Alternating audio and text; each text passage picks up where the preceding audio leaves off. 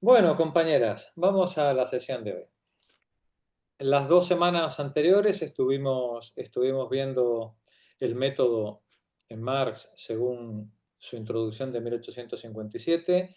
Vimos el epílogo a la segunda edición de 1873. Y la semana pasada empezamos a hincarle el diente al análisis que hace Sacristán en esa magnífica conferencia del año 78, que se llama El trabajo científico de Marx y su noción de ciencia. Como empezamos a leer y dedicamos un buen rato, ¿no? a la lectura, pero como eh, yo di por supuestas muchísimas cosas de forma indebida y, y las y las preguntas empezaron a saltar como chisporrotazos en el fuego, ¿no? Creo que va a ser conveniente, como son solamente 9 hojitas el texto, y tenemos casi 2 horas por delante, a mí me gustaría que hoy lo termináramos de leer, eh, si no de entender, pero sí que lo termináramos de leer y que lo leyéramos de forma completa. Yo creo que podemos. Comparto pantalla con vosotras otra vez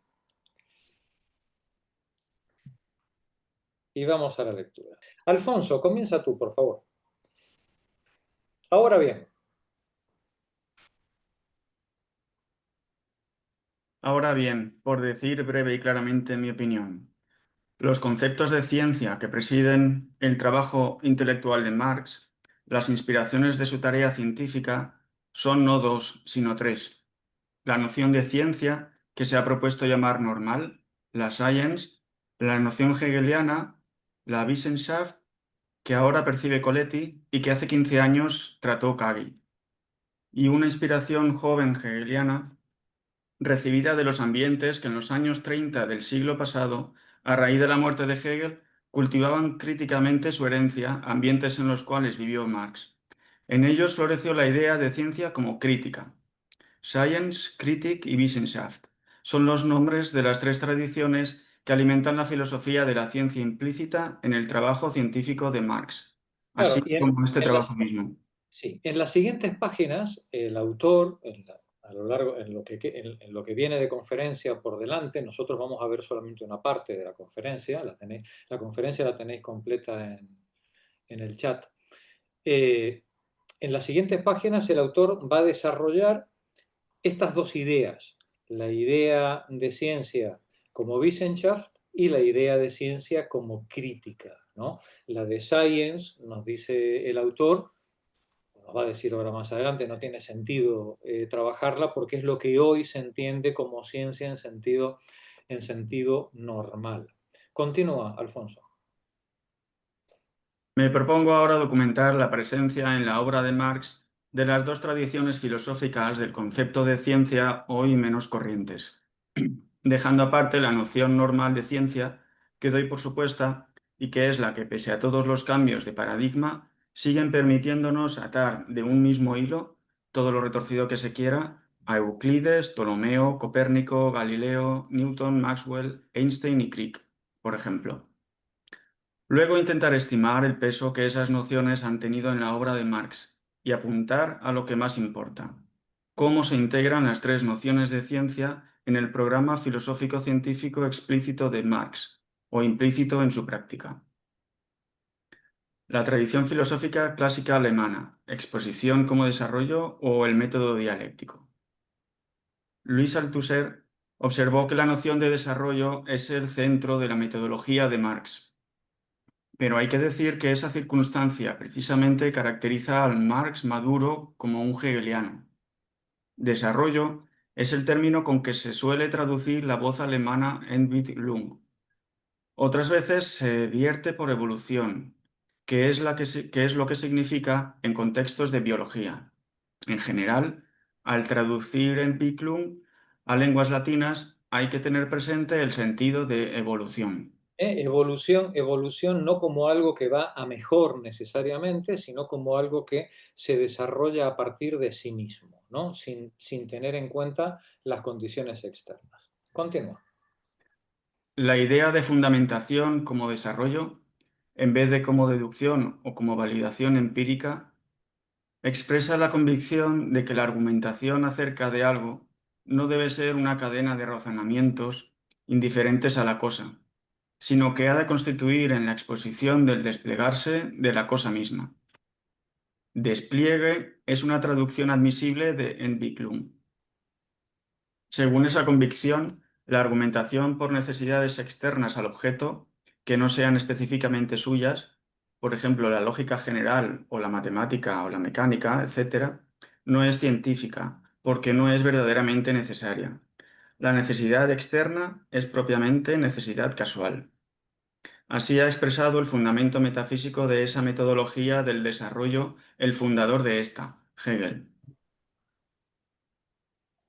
El criterio de esta metodología hegeliana es considerar científica solo la explicación por lo que se podría llamar la ley interna de desarrollo del objeto, entendida como algo que no se puede captar desde fuera. Una buena manera de imaginarse qué quiere decir eso, cuando uno no tiene gran interés por estudiar la filosofía hegeliana, es pensar en un símil orgánico, en el desarrollo de un cuerpo vivo, y hacerse cargo de que este ideal metodológico del desarrollo de la idea de ciencia como desarrollo del objeto consistiría en que el tratado científico reprodujera el desarrollo de aquel organismo desde el germen hasta la muerte, visto desde dentro, en vez de explicarlo por necesidades externas. Semejante principio metodológico sería una tautología si se aplicara al conocimiento del todo, puesto que no puede haber nada externo al todo. Pero en cualquier otro caso, incluida la misma biología, a causa de la cualitativa noción de lo interno que tiene la filosofía romántica, en las corrientes situaciones de la investigación científica, su aplicación puede acercar mucho a la desmesura de los filósofos intuicionistas que, parafraseando una broma de Einstein, exigen que el análisis químico de la sopa sepa a sopa. La metodología del desarrollo es ya a primera vista muy coherente con la ontología de Hegel. Un monoísmo idealista como el de Hegel no puede ver como explicación del ser más que la explicatio, el despliegue o desarrollo del ser. Si no hay más que una cosa de referencia en el mundo del conocimiento, también la explicación de esa cosa tiene que estar dentro de ella. No puede haber más argumentación explicativa de esa cosa que la exposición de su desarrollo. La verdad es que, como a menudo en metafísica, la estructura es en este caso más aparente que real.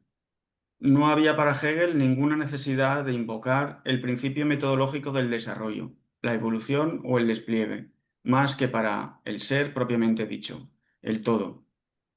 Por lo demás, una de las expresiones poéticas más rotundas del ideal de conocimiento del filósofo es el célebre dicho, lo verdadero es lo completo, o como se suele traducir, la verdad es el todo. De donde comprenderéis entonces cómo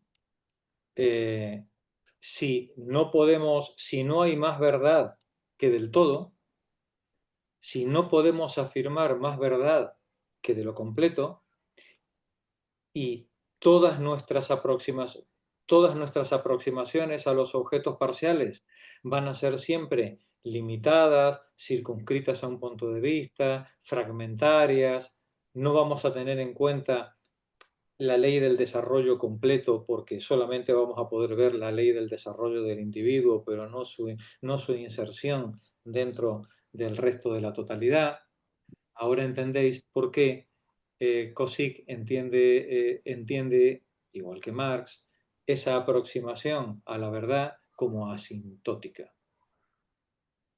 Es decir, aunque nosotros aspiremos a la explicación como desarrollo, aunque nosotros aspiremos a la explicación como totalidad concreta, siempre va a ser una totalidad concreta, limitada, de partes, de individuos, de fragmentos de la realidad en la que nosotros, bueno, vamos a ir concretizando en el pensamiento nuestra experiencia, pero en el mejor de los casos siempre de forma asintótica, porque no hay más verdad que el todo. Y el todo, salvo que seamos Hegel o seamos Dios, es inaccesible. Continúa.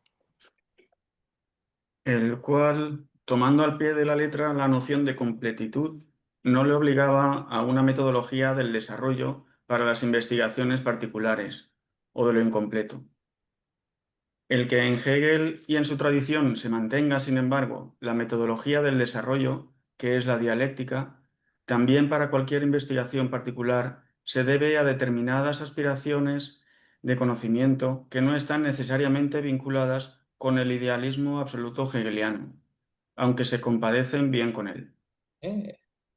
Esta es la aspiración de conocimiento marciana, ¿no? Una aspiración de conocimiento, bueno, pues que va a querer eh, comprender esa lógica interna del objeto de conocimiento, sabiendo que, bueno, pues que siempre será una aproximación al objeto. Continúa. Más adelante diré una palabra sobre esto. La idea de explicación o fundamentación como desarrollo determina en el plano del método una concepción del trabajo científico que parece estar en contradicción con el sentido común de personas del siglo XX. Para Hegel, la explicación-desarrollo es más o menos isomorfa de la evolución del ser y partiendo de una genérica vaciedad, camina o se despliega hacia completitud, totalidad, concreción. Detente un momentito. Mm, mm. Dice, para Hegel, esto es totalmente contraintuitivo en nuestra época actual, ¿no? Dice, para Hegel, la explicación de la cosa es más o menos isomorfa, es decir, la explicación de la cosa va de la mano de la evolución del ser. El ser en su desarrollo, a partir de la autocomprensión del ser y la nada y su desarrollo lógico y posteriormente su desarrollo histórico en el tiempo, el ser se va desplegando en la totalidad de concreción que nos rodea. No solamente totalidad como totalidad, sino totalidad determinada en cada uno de sus elementos. Este árbol, aquel perro, tú, yo, todos nosotros.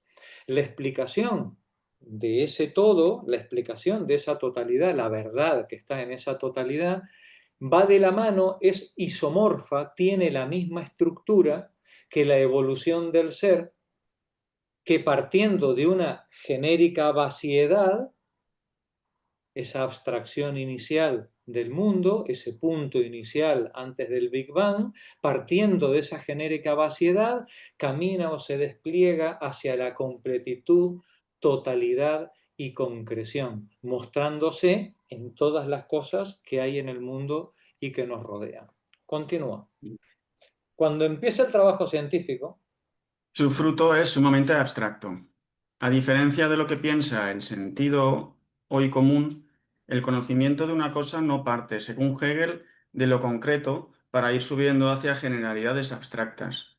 No parte, por ejemplo, de concretos sensibles para llegar a leyes generales que versen sobre objetos abstractos, sino que según la hegeliana metódica del desarrollo, las cosas ocurren al revés.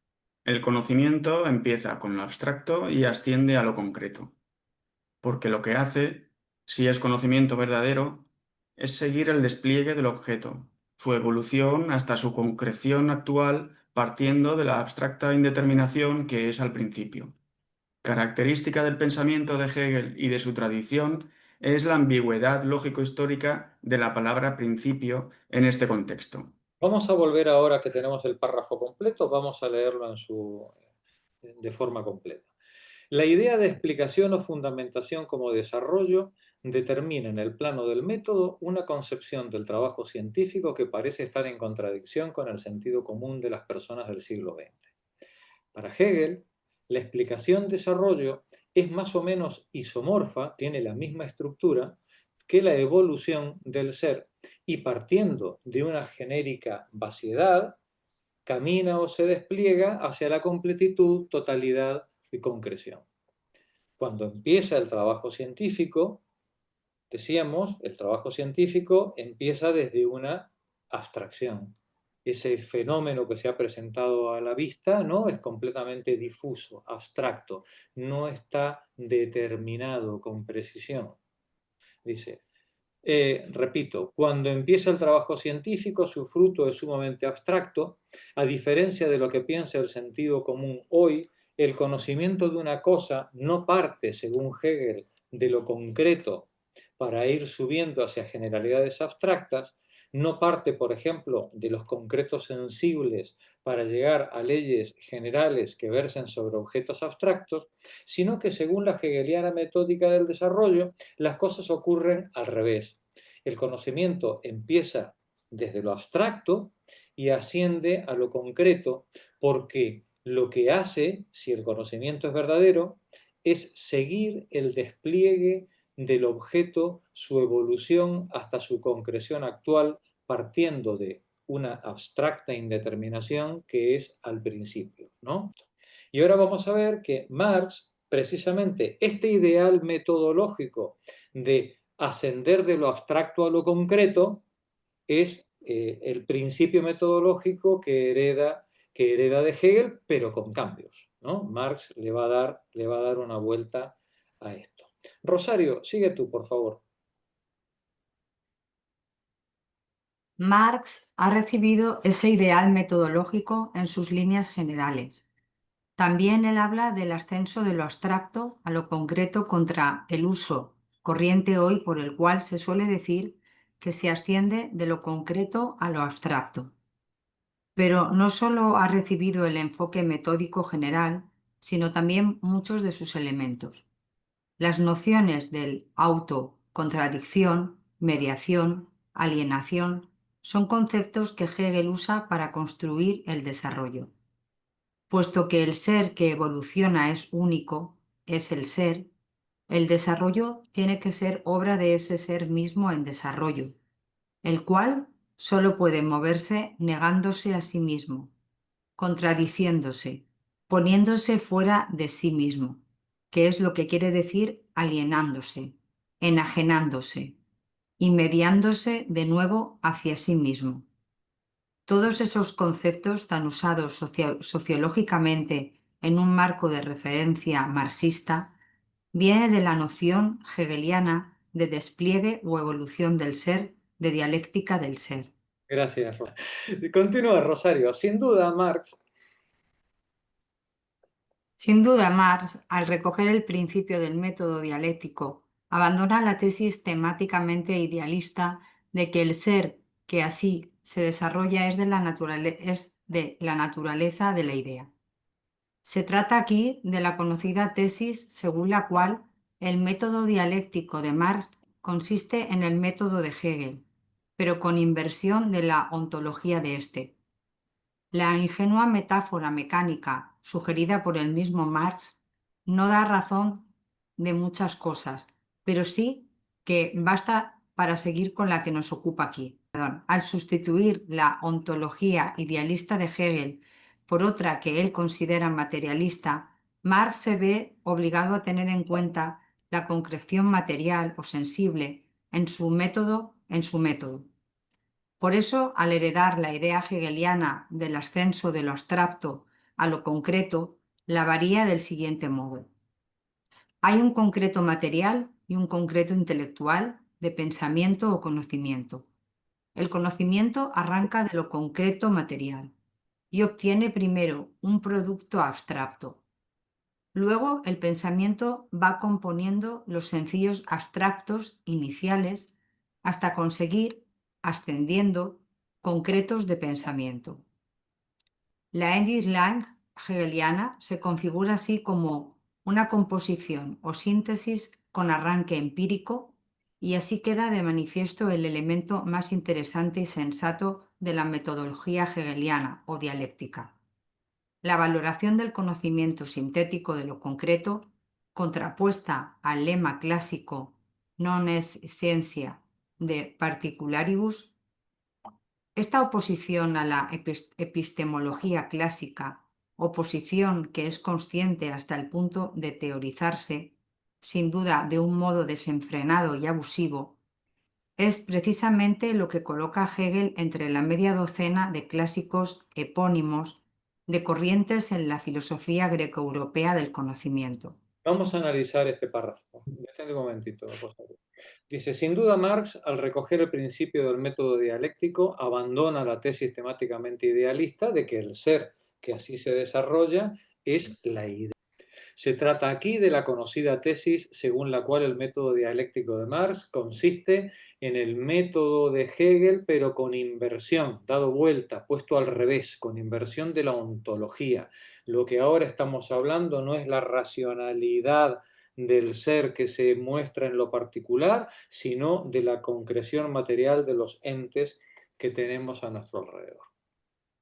Esto, dice el autor, el conferenciante, es una ingenua metáfora mecánica.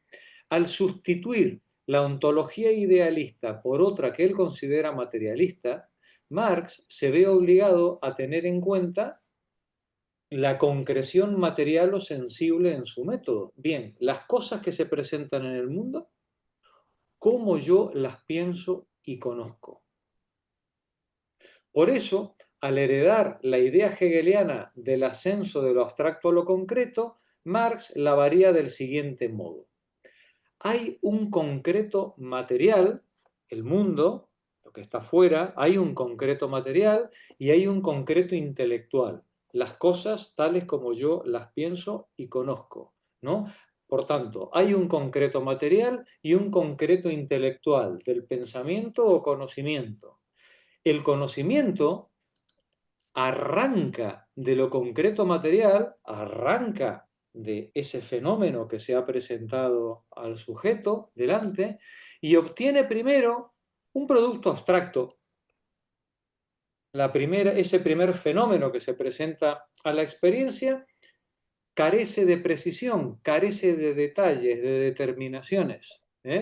Obtiene primero un producto abstracto. Luego el pensamiento va componiendo los sencillos abstractos iniciales hasta conseguir ascendiendo concretos de pensamiento, produciendo cada vez conceptos más finos, más precisos, con los que el sujeto luego puede volver otra vez a la experiencia y verla de otra manera, conociéndola, no solamente experimentándola, ¿no? Y entonces nos dice, el desarrollo en Wiklund se configura así como una composición o síntesis, con arranque empírico. Hay un arranque en la experiencia, ¿no? Y este desarrollo va componiendo estas distintas experiencias abstractas en determinaciones cada vez más precisas. Y así queda de manifiesto el elemento más interesante y sensato de la metodología hegeliana o dialéctica, la valoración, la importancia del conocimiento sintético de lo concreto. Es decir, el conocimiento es la síntesis mental en la que el sujeto construye el modelo a partir de todas esas experiencias en una primera instancia abstractas que se le han presentado. Contrapuesto al lema clásico de que no hay ciencia de las cosas particulares.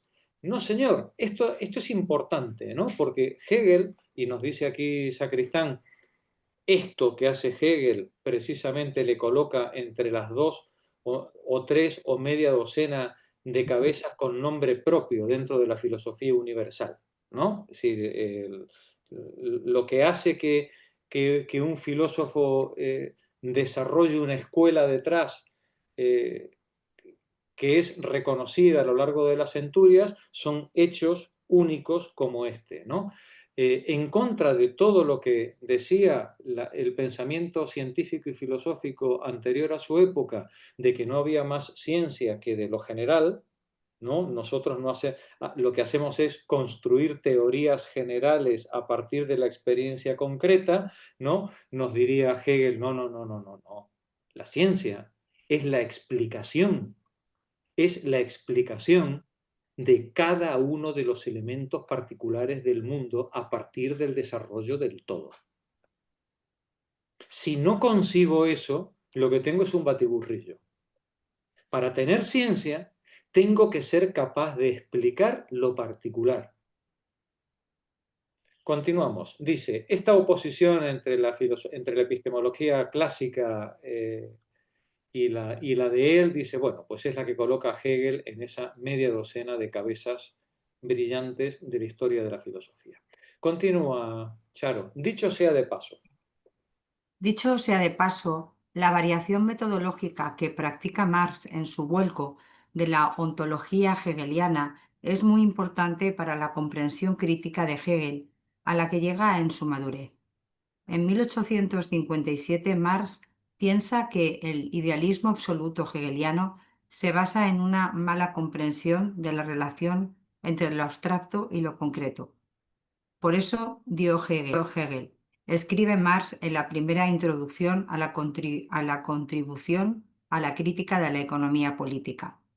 En la ilusión de entender lo real como resultado del pensamiento que se concentra en sí mismo, profundiza en sí mismo y por sí mismo se mueve, cuando en realidad el método de subir de lo abstracto a lo concreto no es sino el modo que tiene el pensamiento de apropiarse de lo concreto, de reproducirlo como concreto individual, pero no es de ninguna manera el modo de originarse en lo concreto mismo. Al hablar de los orígenes del método dialéctico de Marx, es obligado recordar, aunque sea brevísimamente, los precedentes espinocianos y Leibnizianos. leibnizianos de la aspiración al conocimiento de la ley de desarrollo de los entes singulares. El rechazo de la tesis clásica de que el individuo no es objeto de ciencia es ya un motivo de la explicación de Spinoza. En términos hegelianos, impronunciable, tiene entre otras la intención de traducir el latín del filósofo holandés y sobre todo es piedra angular de la filosofía de Leibniz. La tesis leibniziana de la existencia de una noción completa de la sustancia singular es la expresión más cargada de este tipo de teoría del conocimiento que vive de la pasión por la inteligibilidad de lo singular concreto. Y no hay que olvidar que la idea leibniziana ha tenido una influencia extensa y profunda gracias a la eficaz obra de sus divulgadores. Así parece, por ejemplo, en el párrafo 27 del capítulo primero de un manual estudiado por 3 generaciones de europeos cultos, La lógica de Christian Wolff, todo lo que concebimos en un individuo o todo lo que se halla en él está determinado en todo respecto. Y es precisamente por eso, por estar la cosa determinada tanto en lo que constituye su esencia cuanto en lo que es en ella accidental, por lo que adquiere la cualidad del individuo. Joan, por favor, la exposición de 1857. Marx ha escrito por 2 veces una presentación temática de su método dialéctico. La primera se encuentra en un texto que no publicó, la citada introducción de 1857, que se suele editar hoy con las líneas fundamentales de la crítica de la economía política, Grundrisse. La segunda en el epílogo a la segunda edición del libro 1 del Capital, en 1873. El punto tercero de la introducción de 1857 está dedicado al método. Se titula El método de la economía política. Tiene 2 partes, una en la que Marx habla del método de la economía política en general y otra en la que se refiere a su propio trabajo. Aquí interesa atender a la primera parte. Marx empieza presentando la idea hegeliana de que el buen método asciende de lo abstracto a lo concreto.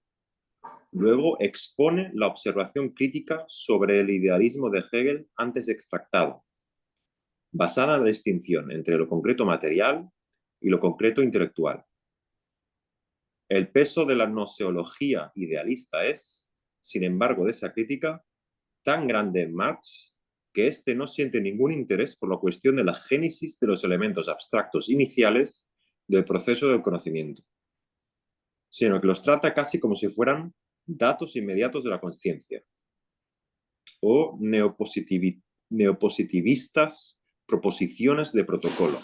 Lo que nosotros llamaríamos proposiciones simples. Dice, bueno, ya está, lo que se presenta inmediatamente a la conciencia es un hecho, es un dato, ya está, no hace falta analizarlo. Continúa. El fenómeno, ¿no? ¿Sería? Sí, pero verbalizado, ¿no? El fenómeno, pero en proposiciones, ¿no? Eso es un perro, aquello es un árbol, ¿no? Simbolizado. Esto es rojo, ¿no? ¿Sí? Vale. Continúa.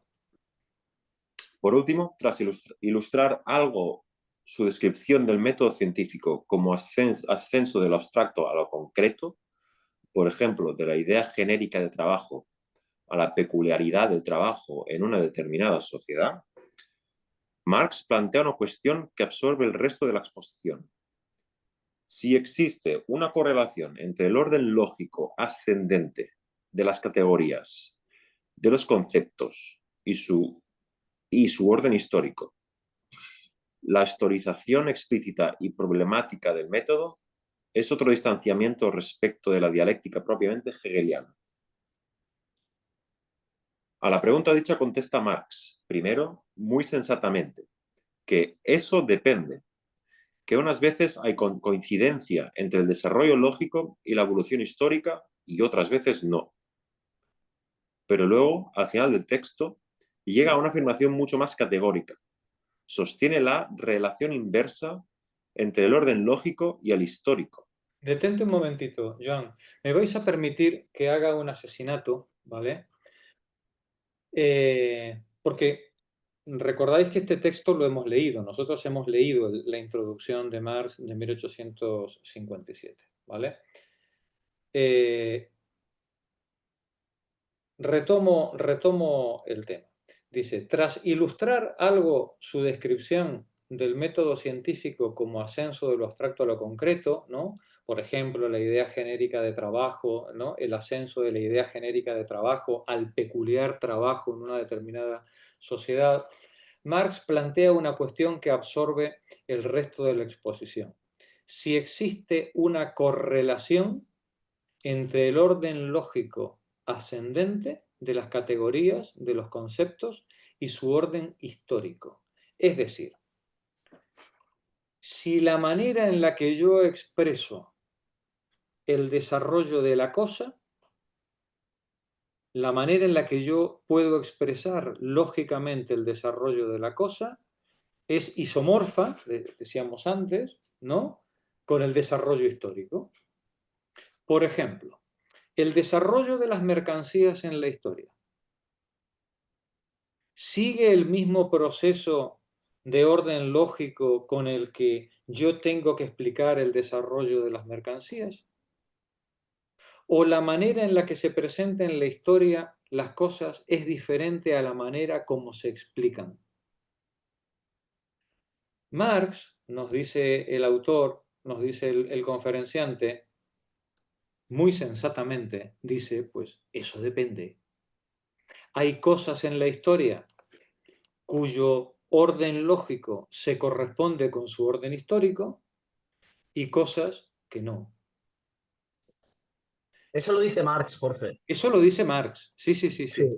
Eso lo dice Marx. Eso lo dice Marx en esta introducción de 1857. Hay cosas que dependen y cosas que no. Y recordaréis que él pone varios ejemplos con respecto a la familia, a la moneda, ¿no? Él pone varios ejemplos en el texto, ¿no? Unos en los que la propiedad, creo recordar que es la propiedad de la tierra, también es otro ejemplo, ¿no? Que él pone. Dice, bueno, pues hay algunos ejemplos en los que el orden lógico de la explicación se corresponde con su desarrollo histórico y otros en el que no.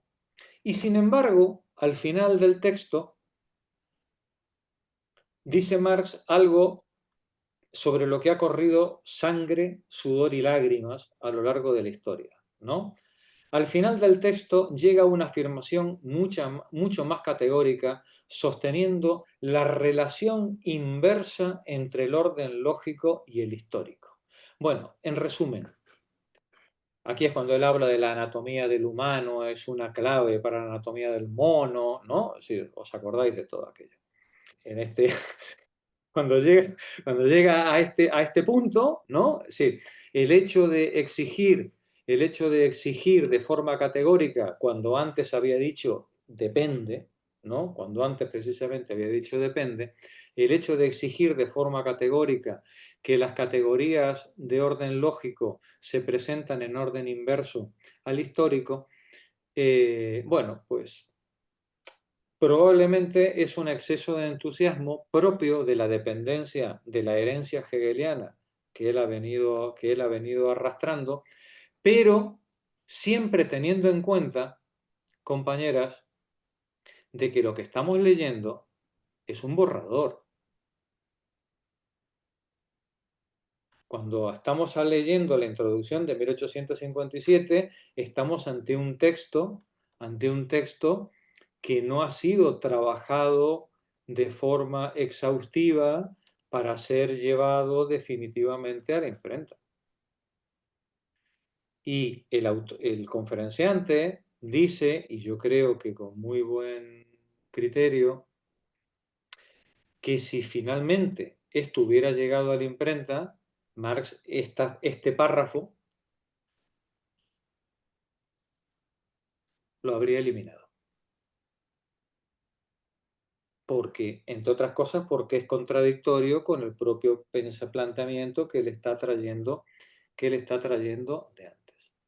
Me vais a permitir, hecho este crimen que acabo de hacer, pero en forma de resumen, que saltemos unas cuantas páginas que ya os las podéis leer vosotras tranquilamente.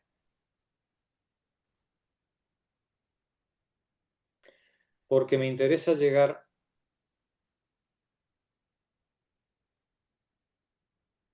aquí.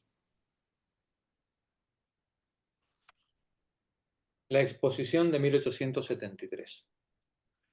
Joan, continúa, por favor.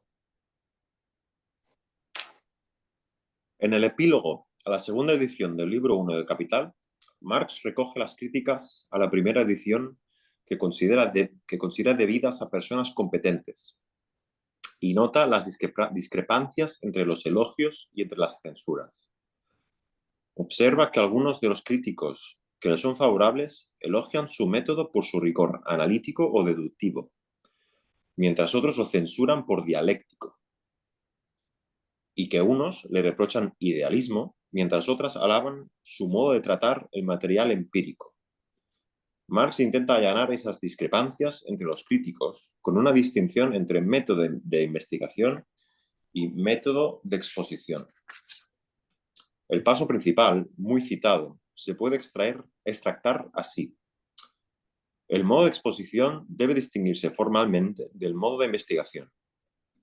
La investigación tiene que apropiarse detalladamente del material, analizar sus diferentes formas de desarrollo y rastrear su vínculo interno. Solo cuando se ha consumado ese trabajo, se puede representar adecuadamente el movimiento real. Si se consigue esto y la vida del material se refleja idealmente, puede parecer como si estuviera ante una construcción a priori. La apariencia de construcción a priori se debe a la reconstrucción dialéctica. Por eso, el paso incluye el conocido elogio crítico de Hegel. La mistificación que sufre la dialéctica en manos de Hegel no impide en modo alguno que él sea el primero en exponer, de un modo abarcante y consciente, sus formas generales de movimiento. Nos dice el conferenciante, dice, en este epílogo, lo recordaréis porque lo leímos también la semana pasada, en este epílogo, Marx es donde él habla exactamente y con toda precisión diciendo, el modo de exposición debe distinguirse formalmente del modo de investigación, que por cierto es el párrafo en el que nos quedamos en la lectura de nuestro artículo, ¿vale? Que ya lo retomaremos el jueves que viene. La investigación tiene que apropiarse detalladamente del material, analizar sus diferentes formas y rastrear su vínculo interno. Y solo cuando se ha consumado ese trabajo se puede representar adecuadamente el movimiento real. Y si se consigue esto, y la vida del material se refleja idealmente, es decir, en el pensamiento, en el modelo, puede parecer como si se estuviera ante una construcción a priori, como si estuviéramos ante una invención, no explicando lo que está en el mundo, sino algo que ha producido mi cabeza.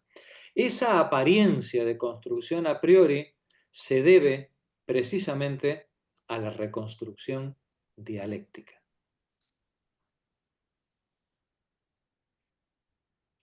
Nos dice, la apariencia de construcción a priori se debe a esa reconstrucción dialéctica, dice. Y entonces Marx hace al mismo tiempo un elogio de una crítica de Hegel, lo recordáis en el texto, dice, la mistificación que sufre la dialéctica en manos de Hegel no impide en modo alguno que él sea el primero en exponer este método abarcante y consciente en la forma general del movimiento. Bla, bla, bla, bla, ¿no? ¿Por qué? Mientras que para Hegel la dialéctica va a ser el despliegue de lo real, para Marx la dialéctica va a ser el método, el modo en el que yo expongo la cosa para poder mostrarla en su movimiento real, sin pretender que las leyes de mi racionalidad y las leyes de mi descripción se correspondan al 100%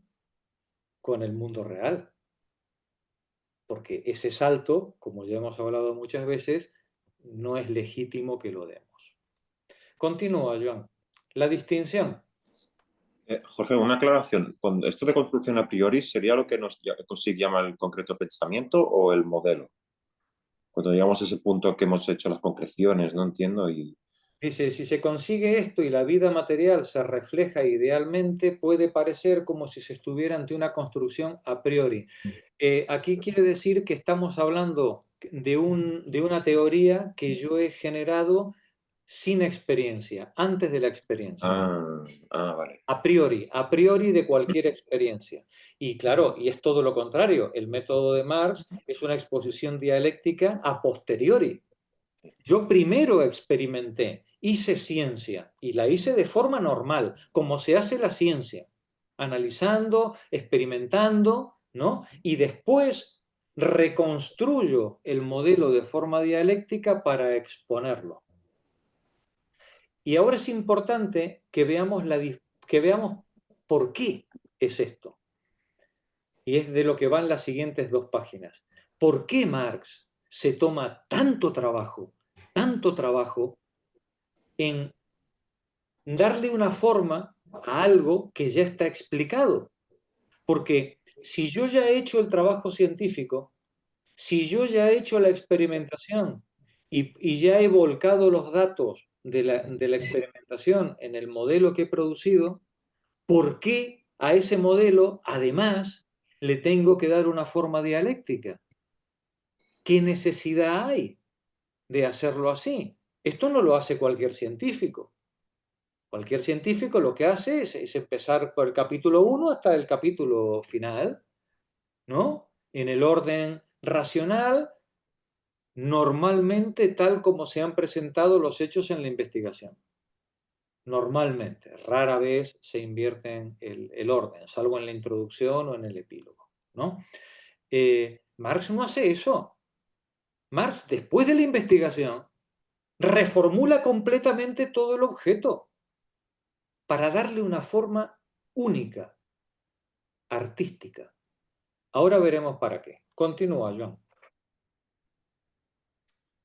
Sigo en la distinción, ¿verdad? Sí, la distinción aparentemente tan obvia entre modo de investigación y modo de exposición que, tomada al pie de la letra, es la común distinción entre métodos heurísticos y métodos didácticos. Métodos de investigación, ¿no? Métodos heurísticos y métodos didácticos, ¿no? Continúa.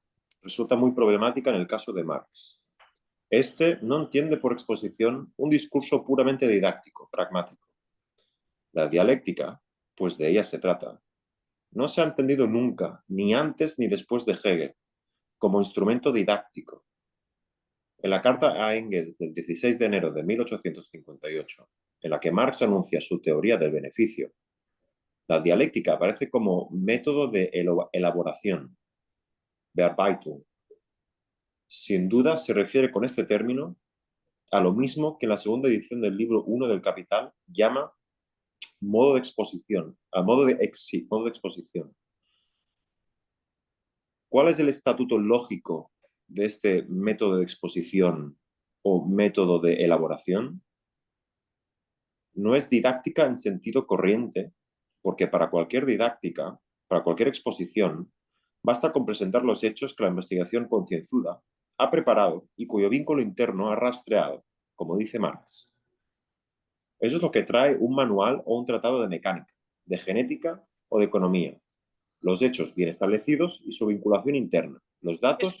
Claro, si eso ya lo ha hecho la ciencia, ¿no? Es decir, cuando yo hice el trabajo científico, yo ya tengo los datos, tengo su vinculación interna y lo único que tengo que hacer, pues, es escribirlo.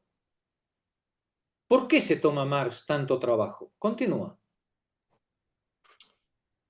¿Qué estatuto lógico tiene una elaboración que se añade a lo que ya bastaría para exponer un trozo de conocimiento? Fijémonos en que la aspiración de esta elaboración dialéctica es representar adecuadamente el movimiento real, de tal modo que la vida del material se refleje idealmente. Es decir, no solamente contar cómo está la cosa, sino que se refleje en la mente. Que cuando yo leo la exposición, yo pueda ver la imagen de ese movimiento en mi pensamiento. Le estoy pidiendo a la escritura algo mucho más que una pura explicación. Le estoy pidiendo a la escritura un toque artístico, lo que haría un pintor, un músico, que sea capaz de poner en la mente del observador el objeto en movimiento. Continúa. Marx admite que precisamente cuando se consigue tan buen suceso, puede parecer como si se estuviera ante una construcción a priori. Esta paradójica concesión es una muestra de la vacilación metodológica del Marx maduro, consciente, por una parte, de todo lo que debe a Hegel, pero bien impuesto ya de conocimientos y métodos empíricos y teóricos positivos, ignorados en el mundo mental del idealismo clásico.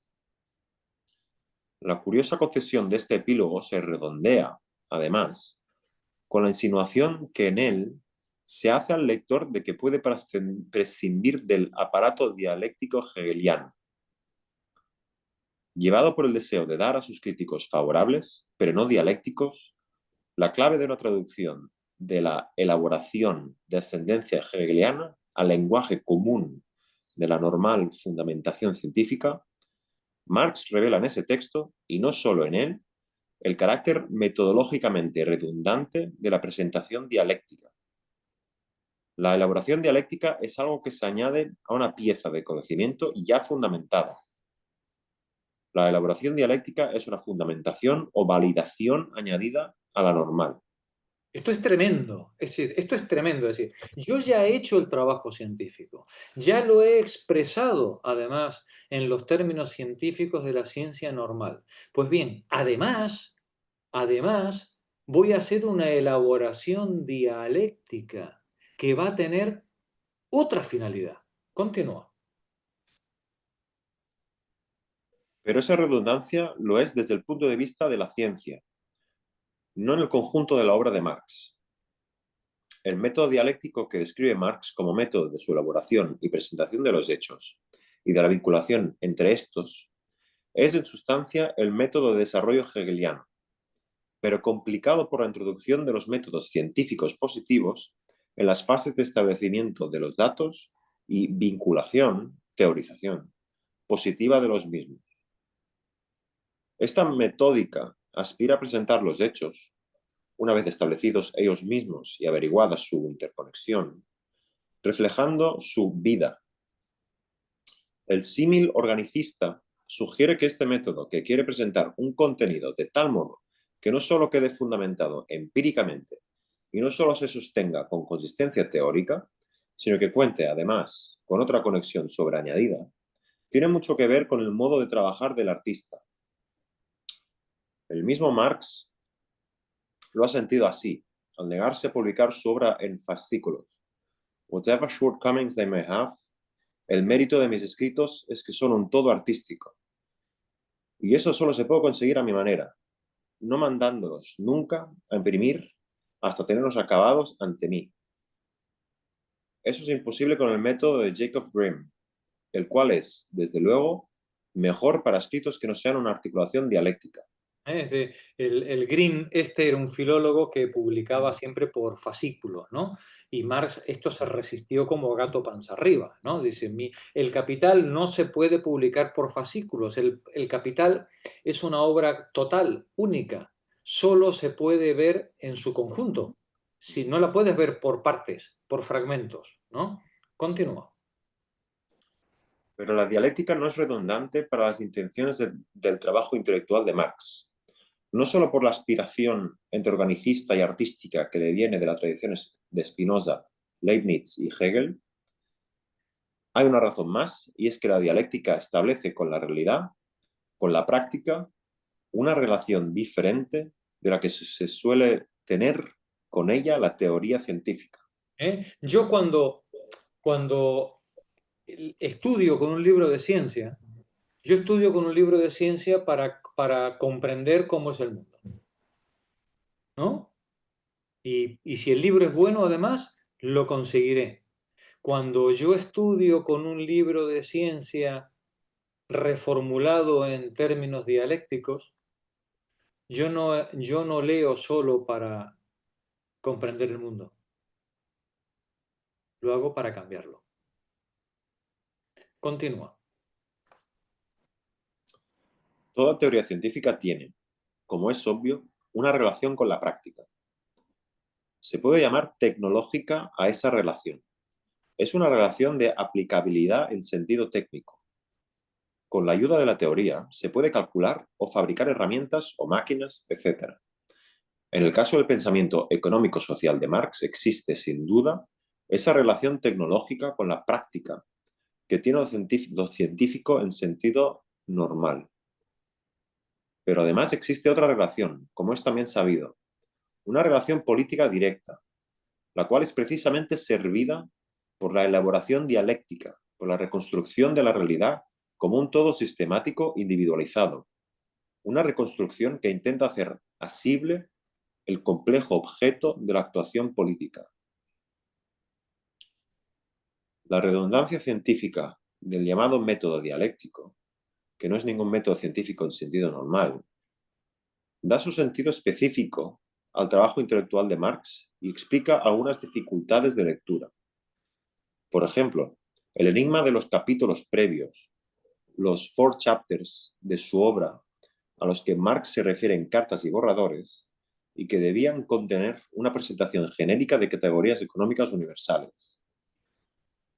Es probable que, al cuajar la idea de ciencia de su madurez, con la redundancia metodológica de su dialéctica, tendente a singularizar el objeto de estudio, componiéndolo como en una obra de arte, aquellos four chapters de teoría abstracta general, de modesta ciencia sin dialéctica, perdieran interés para Marx.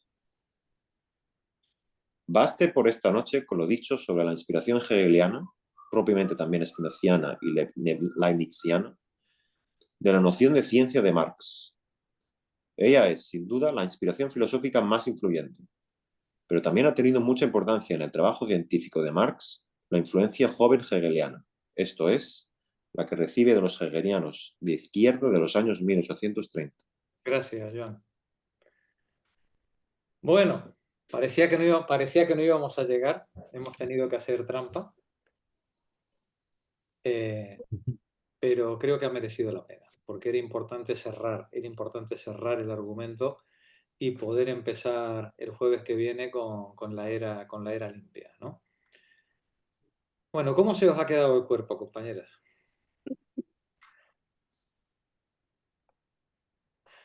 ¿Os ha aclarado algo lo que hemos leído? Yo creo que un 3% más. Sí. ¿Cómo? Un 3%, un 5%.